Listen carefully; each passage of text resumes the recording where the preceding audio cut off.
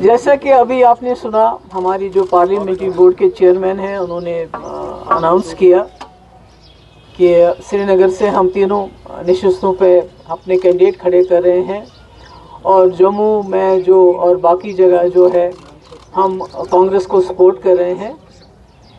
اور جیسا کہ آپ جانتے ہیں کہ اس وقت ہم انڈیا الائنس کو اس لیے سپورٹ کر رہے ہیں کہ جو پورے ملک کے جو حالات ہیں، جو مشکلات ہیں، جس طرح آئین کی دھجیاں دن بدن اڑائی جا رہی ہیں، جس طرح پورے ملک میں ایک بہت ہی مشکل قسم کا، خطرناک قسم کا ماحول بنا ہوا ہے، جہاں مائنورٹیز کے ساتھ دن دہاڑے جو ہے ان کے ساتھ بہت ظلم ہو رہا ہے، بے روزگاری بہت بڑھ رہی ہے، مہنگائی ہو گئی ہے، تو اس لیے ہم نے سوچا کہ ہم اس پارٹی کو، اس الائنس کو ساتھ دیں گے جو جموں کشمیر کے جو ہمارے حالات ہیں اس کو بھی مد نظر رکھ کے آگے چل کے جو ہے صحیح فیصلے لے سکے۔ تو یہاں بھی ہم نے کوشش کی تھی، جیسا کہ آپ سب لوگ جانتے ہیں، میری دلی خواہش تھی کہ ہم یہاں مل جل کے چلیں، اور اس کے لیے میں نے پہلے سے انتھک کوشش کی۔ جیسے میں نے پہلے بھی کہا کہ بامبے میں بھی میں نے یہی کہا کہ ہمارے جو فیصلہ جو جموں کشمیر کی سیٹس کا ہوگا وہ فاروق صاحب کریں گے، اور ہمیں ان کے فیصلے سے گلہ نہیں ہے کہ وہ تینوں سیٹیں لڑنا چاہتے ہیں، ہمیں اس سے گلہ نہیں۔ مجھے گلہ یہ ہے کہ انہوں نے ہمیں پوچھنا بھی گوارا نہیں سمجھا، ہماری رائے لینا بھی گوارا نہیں سمجھا، اور بجائے اس کے کہ ہمیں بلا کے اپنی جگہ یہ فیصلہ سناتے، پبلکلی اس کو اناؤنس کیا، جس کی وجہ سے ہمارے لیے کوئی راستہ نہیں بچا، کیونکہ ہمارا ورکر بہت ہی زیادہ مایوس اور ڈیمورلائز ہو گیا جب اس کو یہ بتایا گیا کہ تمہاری پی ڈی پی کی جمع ختم ہو گئی ہے، اس کا کہیں نام و نشان نہیں ہے۔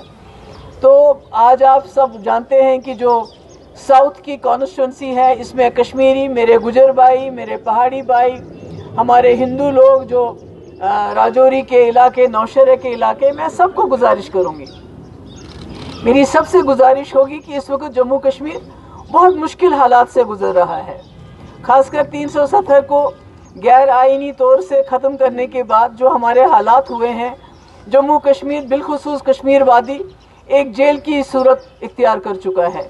یہاں بات نہیں کر سکتا ہے، یہاں آپ دن رات جو ہے الگ الگ ایجنسیز کے چھاپے ڈالے جاتے ہیں، جرنلسٹ بات نہیں کر سکتا ہے، لوگوں کے پاسپورٹ بند ہیں، نوکری اگر کسی کو ملتی بھی ہے تو اس کو سرٹیفکیٹ نہیں ملتا ہے، اس کو اس لیے نوکری نہیں دی جاتی کہ تمہارا کوئی رشتہ دار ملیٹنٹ تھا، تو بڑا مشکل ماحول ہے۔ تو ایسے میں بات کرنا بڑا مشکل، بات کرنا ہی جرم بن گیا ہے۔ اگر کوئی بات کرتا ہے تو وہ اس کو سمجھا جاتا ہے یہ کوئی اینٹی نیشنل کام کر رہا ہے۔ آپ نے دیکھا کہ ہماری بجلی کا کیا حال ہے، میٹر لگے ہیں، اتنی بجلی فیس 10 گنا ہوگی، بجلی کہیں نہیں، مگر اس کا بھی لوگوں کو اتنا بڑا بوجھ ڈالا گیا۔ تو ایسے میں مجھے لگتا ہے کہ کسی نہ کسی کو تو بولنا پڑے گا۔ تو پچھلے 5 سال سے بھی ہم نے کوشش کی کہ جموں کشمیر کے جو مصیبت زدگان ہم لوگ ہیں، ہم سبھی لوگ ہیں، کیونکہ میں نے بھی وہ سہا جو ایک عام انسان نے سہا، بند بھی ہو گئے، پی ایس سے بھی لگا، پاسپورٹ بھی بند کیا گیا، گھر سے بھی نکالا گیا، ای ڈی نے بھی بلایا، اور یہاں وحید رحمان پرہ ہے۔ میرے خیال میں اگر کشمیری نوجوان کو دیکھنا ہو کہ اس نے کیا کیا سہا، خاص کر 2019 کے بعد، تو مجھے لگتا ہے وحید رحمان پرہ سے کوئی بڑی بہتر مثال نہیں ہو سکتی ہے۔ جیل رہا، ٹارچر اس نے سہا، اس کے فادر کو اس کے غم میں کینسر ہو گیا، اس کو اس کے ساتھ بامبے جانے نہیں دیا اس کے علاج کے لیے، اس کا بانجا دلی میں موت اور زندگی کشمکش میں تھا، اس کو وہاں جانے نہیں دیا۔ تو مجھے لگتا ہے یہ ہمارے گھر گھر کی ٹریجڈی ہے، کیونکہ اس وقت جو ہمارے ہزاروں کی تعداد میں نوجوان ملک کے دوسرے جیلوں میں ہیں، وہ کوئی بھی ان میں سے صحت مند نہیں ہے۔ کرنے کے بعد یہاں پر ووٹ جو ہے یا ایج بی جے پی کو مل سکتا ہے؟ نہیں، دیکھیے، یہ تو ایج کی بات نہیں ہے، یہ تو میں نے تو کہا نا، میں نے تو فاروق صاحب کے ہاتھ میں ہی سب کچھ رکھا تھا، میں نے تو انہی کے اوپر ڈال دیا تھا کہ یہی ذمہ واری۔ میں تو کہتی ہوں اگر ان کو تینوں لڑنی ہوتی، کم سے کم ہمارے پی ڈی پی کے ورکر کی بےزتی نہ کرتے، وہ یہ کہہ کہ پی ڈی پی کا کہیں نام و نشان ہی نہیں ہے، یہ سچویشن ہی نہیں ہوتی۔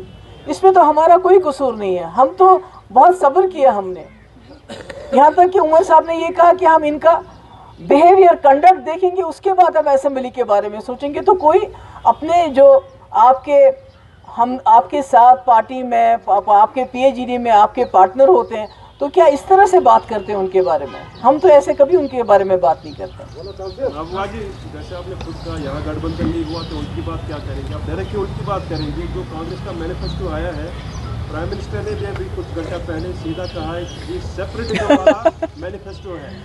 بالکل بالکل بالکل, کیونکہ اس میں 2 کروڑ نوکریوں کے بجائے, جملے کے بجائے یہ بتایا گیا ہے کہ 30 لاکھ نوکریاں دیں گے, عورتوں کو 50% ریزرویشن دیں گے سرکاری نوکریوں میں.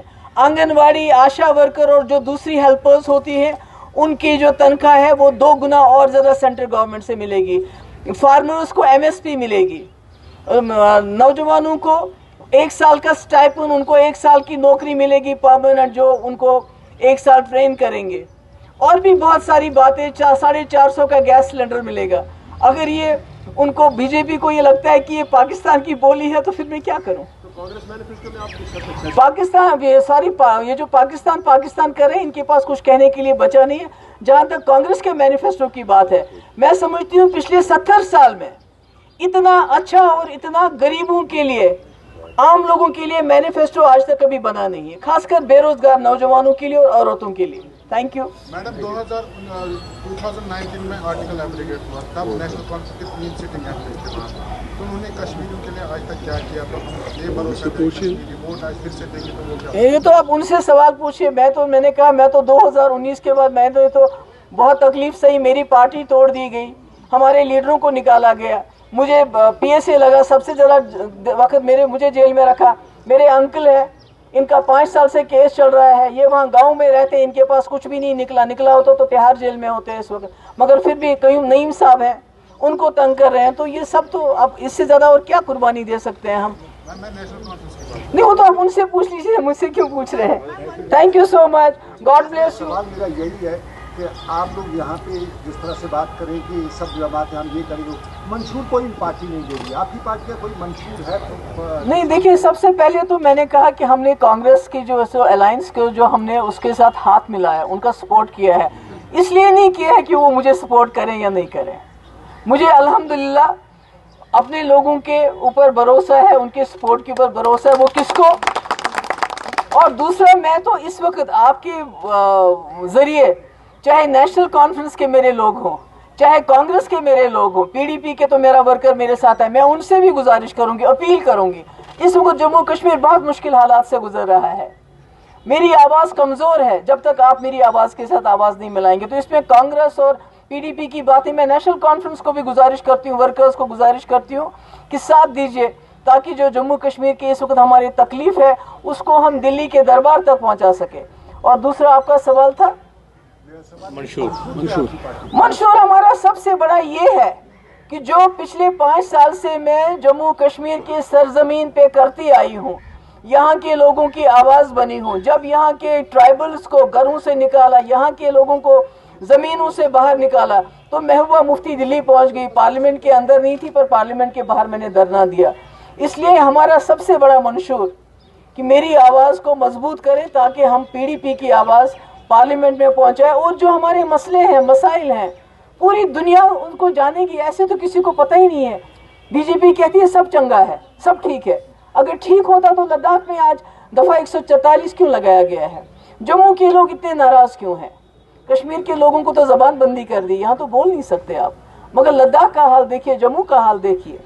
تو اس لیے میری آواز ہی میرا منشور ہے. جی, انڈیا الائنس جو ہے اس میں کئی ساری پارٹیاں ہیں, سبھی آپ کی عزت کرتے ہیں انڈیویجولی طور پر, چاہے وہ ممتا بنرجی ہو, کیجریوال ہو. ہم نے دیکھا جہاں بھی آپ گئی آپ کا بہت انہوں نے ویلکم کیا. تو آپ اپنی طور پر, کیونکہ تجربہ بھی آپ کے پاس ہے, اتنا 10 اسٹیٹ چلایا کافی سال, آپ کیوں نہیں اپنی طرح سے پہل کرتے ہیں کہ انڈیا گٹھ بندھن جو ہو مضبوط ہو, اس میں وہ کوئی چیلنج دے پائے جو ہے بھارتیہ جنتا؟ ارے ہم ہمارا یہاں گٹھ بندھن مضبوط نہیں کر سکے. پہلے کہتے ہیں نا اپنے گھر میں, نا پہلے تو اپنا گھر ہم کو دیکھنا چاہیے تھا. ہم باہر کیا تقریریں کریں گے ان کو, जब हम यहाँ जम्मू कश्मीर जो इसको मुसीबत में है, जो इतनी तकलीफ में है, जिसका कोई वाली वारिस नहीं, कोई सुनने वाला नहीं अल्लाह ताला के बगैर, जब यहाँ हम अपना गठबंधन मजबूत नहीं कर सके तो उनको क्या तकरीर करूँगी मैं। महबूबा जी, कल एक वीडियो सामने आया था जिसमें बीजेपी के तरुण चुग साहब सज्जाद लोन और अल्ताफ बुखारी से उनके रेजिडेंस पर मिले थे, तो कैसे आप इस डेवलपमेंट को देख रही हैं? क्या एक चैलेंज होगा आपके लिए साउथ कश्मीर में? नहीं, देखिए ना, ये तो आपने तो आज़ाद साहब को गिना ही नहीं। हाँ, आपने बीजेपी का खाता तो बता दिया पर आज़ाद साहब को नहीं गिना आपने उसमें। क्यों नहीं गिना? वो तो बीजेपी वाले कहते हैं हम उनको सपोर्ट करेंगे, फुल सपोर्ट करेंगे। तो ये तो जमहूरियत तो एक it's a battle of ideas. तो इसमें तो कोई भी किसी के खिलाफ लड़ सकता है। मेरा ये तो कोई ज़ाती लड़ाई नहीं होती है, ये ख्यालात की जंग है। तो मैं तो निकली हूँ, मैंने कहा ना आई एम अ फाइटर, मैं तो निकली हूँ किसी चीज़ के लिए, किसी मकसद के लिए। नहीं तो मुझे तो अब इलेक्शन लड़ने में कोई दिलचस्पी नहीं थी, पर जब मैं देखती हूँ अपने लोगों का हाल, उनकी जो ज़बान बंदी की जा रही है, बात नहीं कर सकते हो आप, तो मुझे दिल करता है कि कोई ना कोई वहाँ जाके यहाँ की असली दिलों की बात करे तो अच्छा है। मलकनाग अनंतनाग का जो एक लड़का जिसको 3rd स्टेज में इस वक्त कैंसर है, वो कहते हैं उसको यहाँ लाभ नहीं लाते हैं। तो ये सारी मुश्किलात हैं। हमारे फयाज मीर साहब हैं जो हमारे राज्यसभा मेंबर थे, किसी वजह से जो मैंने इनको ये कहा था कि आप जब 2019 में 370 ख़त्म किया गया तो आपको इस्तीफ़ा देना है, तो इन्होंने इस्तीफ़ा नहीं दिया, तो मैंने उनको पार्टी से तब खारिज कर दिया था।